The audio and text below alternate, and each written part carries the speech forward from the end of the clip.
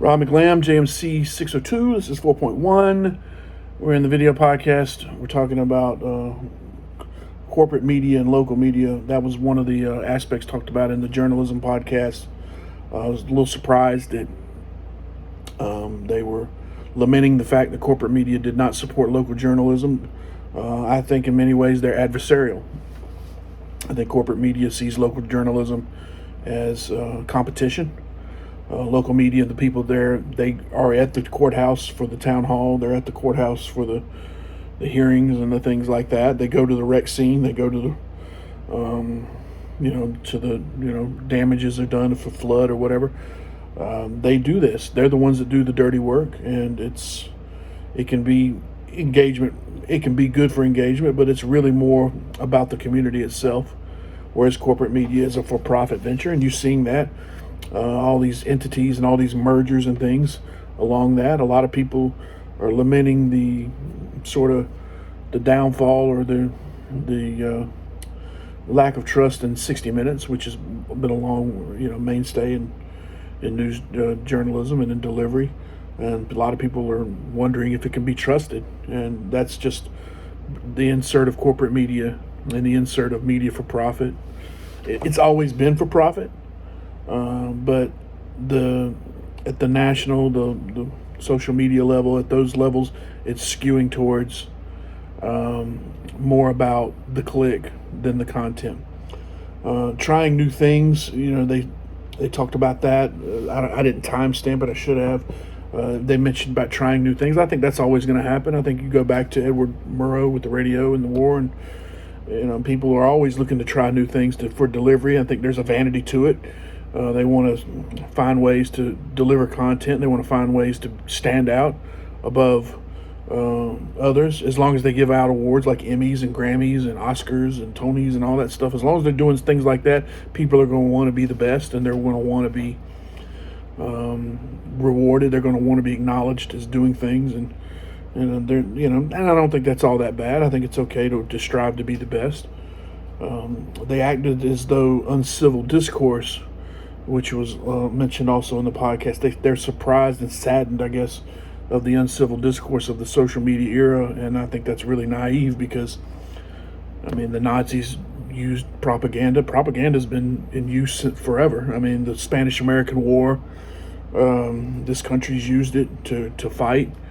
In the case of Goebbels and the Nazis, they used it in order to galvanize a nation and seize control and start wars. You had to believe that bad faith actors would use social media platforms and things where people now go to for quick hitting content that doesn't really have the depth in it. It's more about the soundbite, or it's more about the reading of a 1 or 2 sentence post. You had to believe that at some point they were going to use that to their advantage.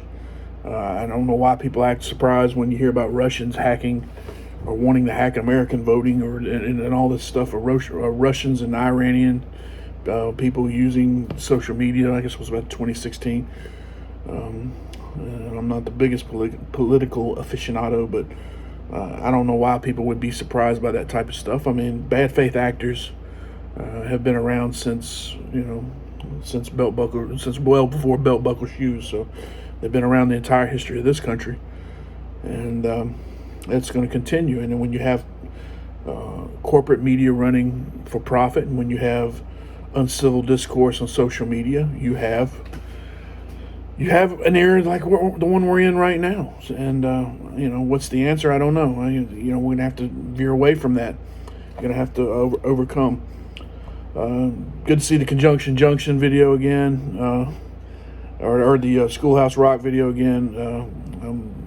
I'm glad this isn't history class or geography or whatever. Maybe we would have a That's a Bill video for long, but it was good. Run-on sentences, I think, probably would be a problem for me, but I tend to use the apps like Grammarly and such to mitigate that.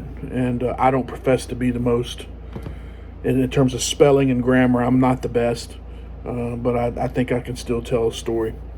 And then you had the other video, which was talking about the conjunctions and saying Mr. Morton talking about going up to the mountains and down to the beach. I believe I've been guilty of that. I'd never thought of that before. I don't think I've ever said I'm going down to the mountains. Maybe I have. We have North Carolina.